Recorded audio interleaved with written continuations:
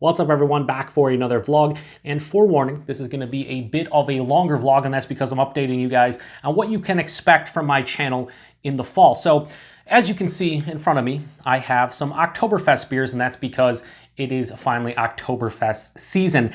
And tomorrow is actually Saturday, September 21st, which marks the beginning of the official Oktoberfest celebration in Munich, Germany, and it ends on Sunday, October 6th. So basically, over the next couple of weeks, I'm going to be reviewing these 7 Oktoberfest beers. Now, last year I did something similar. I think I started a little bit earlier, but yeah, I just wanted to grab 7 different Oktoberfest beers and give them a review, and I thought I would do it during the official Oktoberfest celebration in Munich, Germany. So yeah, that's what we're gonna do. Now, one thing you will notice is there's not a lot of German Oktoberfest beers here, and that's because, truth be told, there aren't a lot of imported German Oktoberfest beers in the US. There's only a handful. Last year, I did a side-by-side of Polliner's Wiesen and their Märzen, and that was really fun to see the difference between a Fest beer and a Märzen. And I also did Eyenger's Oktoberfest, which is my favorite Oktoberfest, period. So this year, you know, I had a couple different difficult decisions to make, but I went with these 2 on the end. We'll talk about them in a few seconds.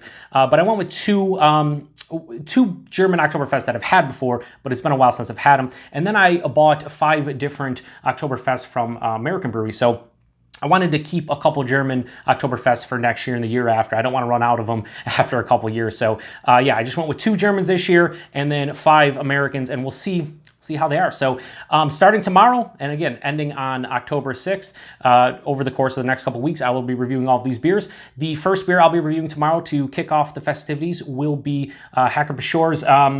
This is their original Oktoberfest, their Amber Märzen. So this is a Märzen, not a Fest beer. I had this one last, I want to say it was about 5 years ago. It was about 5 years ago. I've had it a couple times, but it's been a long time since I've had it. So I grabbed this one and I'm like, should be a good time to revisit it and review it because I've never reviewed it. So yeah, should be a lot of fun. The next one I'll be reviewing comes from the Bell's Brewery, and it's their Oktoberfest beer. I've had this one before, again, long time ago. It's been a while, so I thought I would revisit it, and I remember enjoying this one, so hopefully it's still as good as I remember it. Then for Western New York Wednesday, I'll be reviewing a local beer from the Flying Bison Brewing Company, their Bisonfest. I haven't had this one in like 4 or 5 years. I remember enjoying it, so hopefully it lives up to my memory of it. It wasn't like an amazing Oktoberfest, but I did enjoy it. Then after that, I will be reviewing this year's Sierra Nevada collaboration. I believe it's been ever since 2015. They have been collaborating with a different German brewery each year. Last year was Weihenstephaner, which I did review on the channel, and I really did enjoy the collaboration. This year, they have collaborated with the Bitburger Brewery, and yeah, this is the 2019 collaboration Oktoberfest beer, and I can't wait to get into it. Now, I've seen some people really dig this one. I've seen other people not care for it this year. Be curious to see how it stacks up to the last couple years. I thought last year's collaboration was my favorite of the, I believe I've had 4 of them, and 4 of the 5. I think this year is the 5th one. So yeah, I don't know if it's gonna be better than last year's because that one was tough to beat. I think that was my favorite American brewed Oktoberfest last year, was the Sierra Nevada collaboration with Weihenstephaner. So yeah, we'll see how this one matches up with that one. I'm gonna have to go look at that review because I don't remember exactly what I said about it. It was a year ago, but I just remember enjoying it. After that, Brooklyn Oktoberfest. I haven't had that one, and you're gonna hear this a lot. I haven't had this one in like 7 or 8 years. It's been a long time. I remember digging it, so hopefully it's good. And then one that I haven't had before, from the Left Hand Brewing Company, their Oktoberfest. I always see this one on the shelf. I never grab it. I'm always drinking other Oktoberfest, so I finally thought I would grab it, and it's in a can. It's the only one I'm reviewing in a can, so hopefully it's good because I pass up on it every year, and I'd imagine it's a pretty good Oktoberfest because Left Hand makes solid beer. And last but not least, to close out the celebration, we have from Spaten their, I believe this is their Oktoberfest Märzen. So this is the one that I believe they send to everybody outside of Germany. I know we get it in the US. This is the Märzen. They also do a Fest beer, which you can actually enjoy at the official celebration in Munich, Germany, the official Oktoberfest celebration. That's the thing.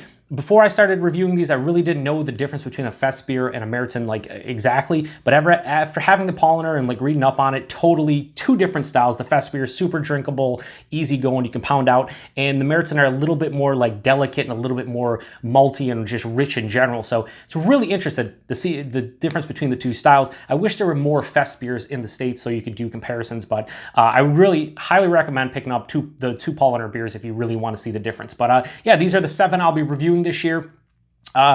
Should be a good time. I've mentioned before, Oktoberfest beers are not my favorite style, but I give them a fair shake, and a couple last year really just, I don't know, did it for me. The Sierra Nevada collaboration. Eyinger every year is just a delicious Oktoberfest beer, so I'm hoping a couple of these are quite delicious, and I enjoy them as well. So that does it for the Oktoberfest celebration on my channel. I think we should have a lot of fun. Hopefully you guys can pick some of these up and drink along with me, or maybe you've had some of these already and you can give your thoughts. Interaction, that's what it's all about here on the Beer Patrol. But anyway, speaking of interaction, back in August, I say back in August like a long time, it was like 3 weeks ago, but back in August I did the mixed six-pack theme month, and it was fantastic.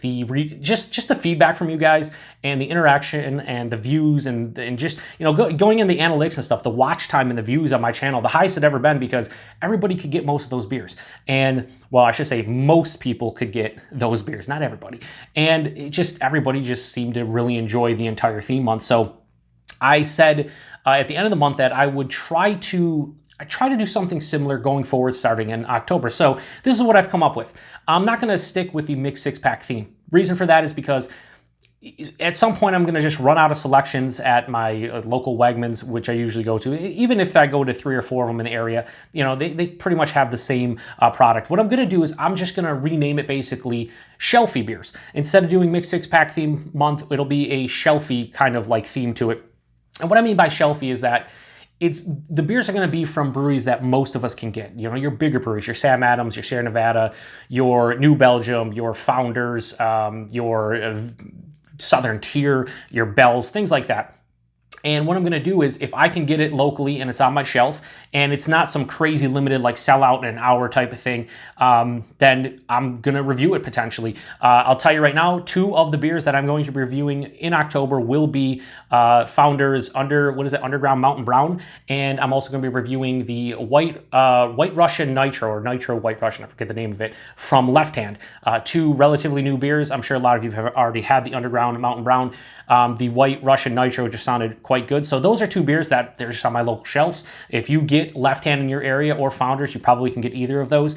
So those will be 2 of the first beers that I review. So what I'm going to do is, at the beginning of each month, I guess it will actually be the end of the previous month, I'm going to post a handful of beers that I'm going to be reviewing over the next month, and then you guys can grab them, drink along with me, whatever the case may be. And what I'm going to do is I'm going to try to post these reviews every Tuesday and Friday. So there are I believe, 9 Fridays in, or sorry, not Fridays.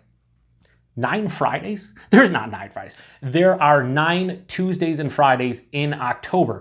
So I'm going to grab 9 beers, and I'm going to, like I said, review every single Tuesday and Friday a beer each week, and I'm going to post them at the beginning of the month. You guys can grab them if you want to and drink along, like I said. If not, that's cool too. But you will know the beers that I'll be reviewing on those Tuesdays and Fridays in the following month. So I think that was a good, I don't say compromise, but I don't want to just do mixed six-packs, but I still want to drink Shelfie beers. I want to still drink beers you guys can get. So it's going to be a mix of, like, you know, some of the newer IPA releases from the Stones of the world, and maybe some of the new beers from Sierra Nevada and New Belgium. Whatever the case may be, I'm going to try to do a good, I want to do a good mix and match of different styles. I just don't want to do IPA sours and like barrel-aged beers and that's it, right? So I'm going to try to do a good mix, and we'll see how it goes. So hopefully that is, like I said, a good compromise. Hopefully you guys enjoy that. That's the decision I'm going with right now. Maybe it'll change in the future, but basically each month going forward, I'm going to post beers at the beginning of the month or at the end of the previous month. There's going to be probably somewhere between 8 to 10 beers, depending on how many Thursdays and Fridays are in the following month, and we're going from that. Did I confuse everyone? Good, because I confused myself.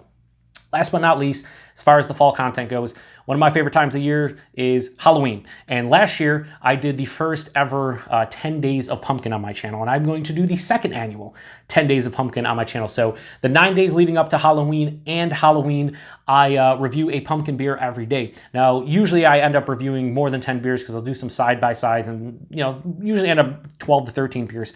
But it's a lot of fun, and that's because I don't really start drinking pumpkin ales until October. There's no rule. I mean, I went to Southern Tier and I had Pumpkin and Warlock on tap earlier this month. Whatever. It's not like a hard rule for me.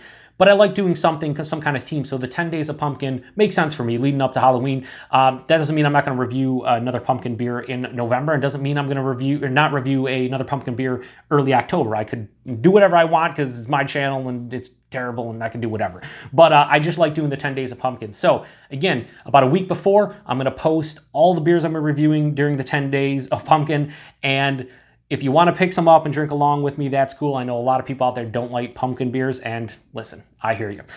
They're hit or miss for me. If you go back and look at any of my reviews from last year, probably half of them I really, were, they're okay, and then the other half were delicious. All depends. I'm going to try to get a good mix and match of a couple local beers here, maybe a couple hard to get beers, and then a couple just like Shelfie beers.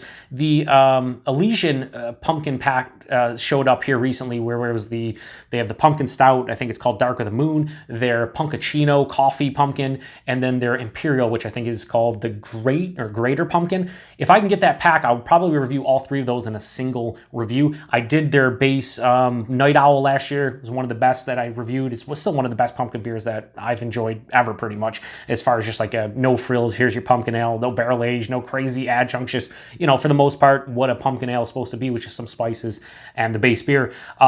So things like that. If you have any suggestions for pumpkin beers, let me know. I'm limited, but what I can get here in the West New York area. So if you tell me some crazy local beer, probably can't get it. But we'll see. Anyway, yeah. So Oktoberfest beers, we're going to start reviewing them tomorrow. The whole Shelfie beer theme thing that I'm doing going forward, I will post those beers next week. And like I said, you guys can grab them if you want. And then sometime before the end of October, I will show you guys the 10 days of pumpkin beers that I'll be reviewing. So a lot of different beers on the channel. In addition to all of these beers, I have a bunch of beers I brought back from my recent Cincinnati trip that I took last weekend. Went down to Cincinnati, the Kentucky area.